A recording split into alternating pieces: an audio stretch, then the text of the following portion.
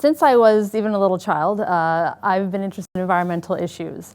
And I found that most of the time I spent at home when I was watching TV, since we didn't really have cable, I was in front of CBC. And I was watching programs like The Nature of Things and just about any other newsy type program you can imagine. Not your typical programming perhaps for a child, but things that I was interested in. And I found that as I got older and I learned more and I consumed more of this information, I came to realize that this was the issue. This is a huge, huge issue that was contributing to a lot of the issues that I was learning about that was, making me angry and upset and wanting to do something. And I didn't want to be part of this problem. Now, I live in North America, and we know that 80% that's being consumed is us. So we're part of it no matter what we do. But we can try and make small changes that decrease that impact. And every single individual's actions can contribute to that. And so I sort of started to make it my mission, if you will, to lessen my impact and try to show others how they could do the same in their own life, not being super people and not being those who are super educated and necessarily needing a lot of money to do it, but to do it basically and simply and easily and in a way that feels good for you and for the community and the planet around you. So yeah, I wanted more. But I didn't want more in the sense of consumer goods, and I knew that that wasn't what was going to fulfill me either. I wanted more choices in the way I could live, and more choices in the way that I could suggest others might think of perhaps living without telling people what to do. That's not ever the objective. It's just suggesting ideas. So when I thought of more, I thought of me wanting to be able to grow up and have a life where I could provide for my own basic needs, I could challenge my creativity, and I could keep learning and building skills and contribute back to my community rather than consuming and taking away. I wanted to put something back in. So on my journey, I did attend McMaster University, and there I found an opportunity to sort of engage in my first dream job. And that was as McMaster University's Mac Green director. So Mac Green is the green service that's with the student union on campus. So, I'm a student and I'm just doing a student job, but I took it pretty seriously. And so sort of right out the gate, I wanted to create sort of a slogan or a campaign that would give the students an idea of what I wanted to achieve with that service through the year, and also give them something to think about as an action. So I started to brainstorm some different ideas, and what I came up with was create change and reuse everything. So these were the two mottos that I sort of ran with for the year. And in hoping that if people at least heard one of those, they might get an idea of what we wanted to do, but also sort of a call to action. So, not just that, we're all about recycling, but you should do this. You should try it. You should try to create change. You should try and reuse everything you can. Why not? So we started with that. But I didn't know that at the time what I was using just as sort of a campaign slogan would end up being the mottos that I would carry with me and sort of measure everything I do at work or at home against, which was sort of an eye-opening experience as I've sort of grown up and come into the world that these are still part of my life. They're sort of guiding me. So I had my two actions. I knew I needed to create change, whatever that was, and I wanted to reuse as much as I possibly could. Those were the actions. But what was I going to do to achieve that? What were the tools I was going to use? And so I found that more and more everything I was doing was engaging with either the earth in some way or the arts. So those became my tools. I sort of followed my heart. And so now I had my call to action, what I needed to do, and the things that I was going to use to do it. And they sort of just came organically. I didn't have to study something to find it. I just sort of listened to what I was drawn to. And I tried not to let others tell me either what those things had to be. Everybody has it in their own heart to find out what they love, and they just need to listen to it. So as I left university, I sort of embraced the fact that, yes, I probably was a tree hugger. I don't know if I look like a traditional one or whatever that is. And I also was okay with being proud of that. Because I know most of my life, when I was called that, I sort of felt badly or felt like I should be ashamed or something. But I came to a point where I was like, if I'm being made fun of because I want to protect the basic resources that all living things need, or because I am encouraging people to respect their surroundings and other people, there's something wrong with those individuals calling me that, and I don't need to feel badly. So I embraced it. I'm okay with that, and yeah, I moved forward as the tree hugger. And in doing so, I had a great opportunity. My second dream job opened up, and I was able to apply and I was accepted. So I started working at Green Venture, which is one of Hamilton's biggest environmental organizations. They do really fantastic educational work here in the community and outside of the greater Hamilton area. And so I was hired on as a Green Garden Coordinator. So I'm coming from McMaster as an art history student, interested in the environment and the arts, clearly not carrying the educational background as a landscaper or a plant biologist or anything like that. But what I did have was drive and an interest in consuming, in a good way, as much information as possible about the task that was ahead of me.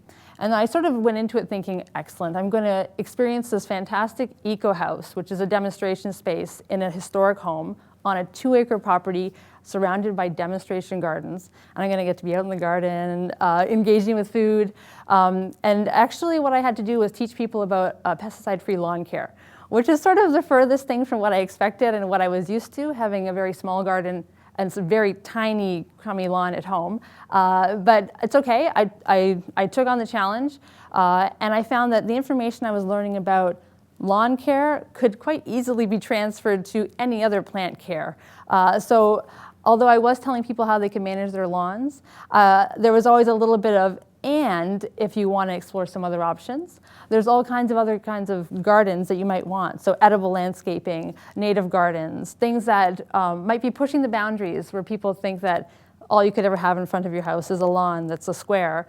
I was always injecting a few other extra ideas. So naturally, I took the information that I was learning at work and I started to apply it at home because I was excited and interested.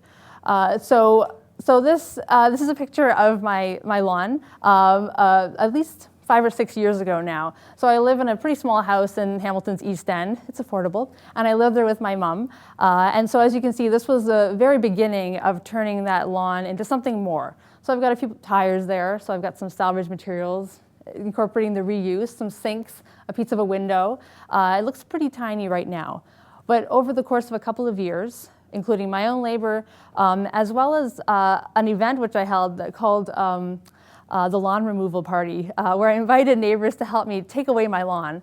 Marginally successful, but I did have some neighborhood kids come by and actually talk to me about the garden, who have since returned several times to see what's going on and to actually help out. It turned into this, which kind of looks like a jungle. But it is actually, it's actually a manageable garden, mostly edibles, some perennials, some companion planting. But for the most part, it's all practical and useful now. So I can actually go out there and instead of just stepping on a lawn, I can eat what I'm growing.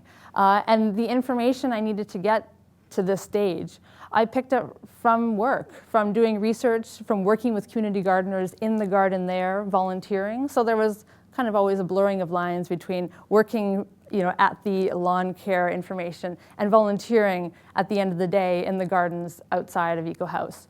But that information came to me and was expressed through my own personal space as well. So it's something that I sort of couldn't stop once it started. And just a huge diversity of plants that I learned can live together in a community, which is much like the diversity that I love and I'm so excited about when I go into new communities or when I walk around my own.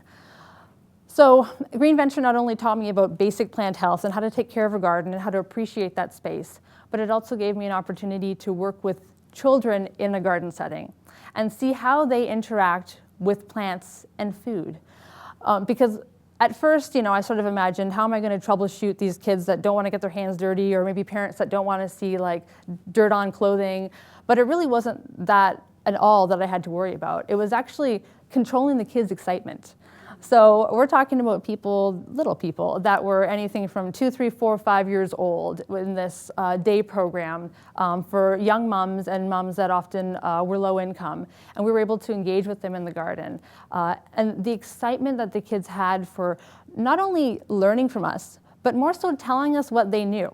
So it wasn't always a lot, but running into the garden and being able to point out, like, I recognize this, that's a bean, that's a tomato, I see a slug. They were so full of energy and joy just from being in that space, being able to come into their apartment and touch and feel things that not only were alive, but that they might actually get to taste and consume and interact with. So being at Green Venture taught me a lot of information, but it also taught me a lot about how people have a hunger to be around plants, to be around food, fresh things, nature, things that are growing and alive. And you can't help but see that in children. So I'm assuming that's our natural nature, and then we sort of move away from that as we're taught other things as we get older. So going from Green Venture was sort of a natural transition into my next position, which is with the City of Hamilton Farmers Market, where I get to work with people of all ages in a community kitchen. So although I don't have my hands in the ground quite as much at work, I do carry that love and that passion for food, local food, organic food, international foods, all kinds of foods. And I get to share that in a community kitchen setting. So now we've gone from not just growing, but what do you do with those things? How do you turn it into something that you love and you enjoy? And I know that anybody here who's had an experience in a kitchen with a grandmother, an aunt, a friend, maybe a group of people, knows that a kitchen can also be a place that's magical. So you've got the garden, but the kitchens are fantastic places. And anytime you bring food to an event, you're bound to have conversation and stories and a sharing in a way that you just wouldn't have if all you had was sort of like a coffee urn, which is still great. So community kitchens are beautiful things. But beyond all of the things that I've done for pay, because those were all jobs that I actually earned a wage doing, there's been the project of Revolution Wear, which has been pretty much 100% volunteer, other than when I get an occasional honorarium.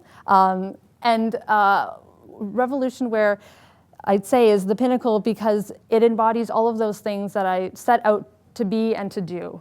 So when I said I wanted to create change or reuse everything, I get to do it through Revolution Wear. And I get to see other people do it. When I wanted to create the earth and the arts, I get to do that through Revolution Wear. So it all kind of comes together. And not to say that those other places of work didn't have some arts in them, because they certainly do, more so the food and the growing. But I get to wear my clothes. I wear what I make to those spaces, which is nice because often an office isn't where you see handcrafted things. So I get an opportunity to do that and put that in there. So Revolution Wear is an annual fashion show here at in Hamilton. Hamilton, Tim Hortons. And what we get to do with it is we put on an annual show. And that show brings together hundreds of people, both in the audience and as creators, as designers, as performers, as musicians, as spoken word artists, you name it, and the art form has been presented on our stage with the goal of inspiring people to create change and reuse everything. And we hope that what people see on the stage sort of is an energy that's transferred out to them that they want to take back to their communities or take back to their kitchen or take back to their craft circle or whatever, so that they can become active and have some confidence in their own hands. Because what you see on our stage is people who have created things with their own hands with usually very little educational background. They've learned to do it themselves. They DIY'd it.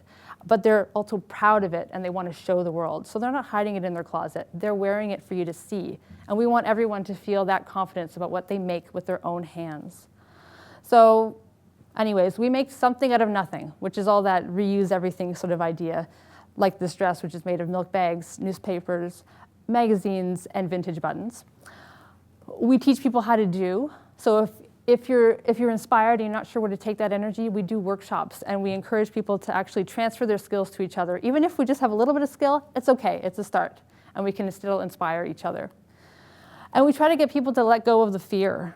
People are so afraid to break out of their box on what they think is the right kind of thing to wear, the right kind of place to do a craft, the right kind of place to eat this kind of food or that kind of food or around certain people. Forget all of that. Do what you know feels right. follow your heart, which seems cheesy, but is really the way to do it.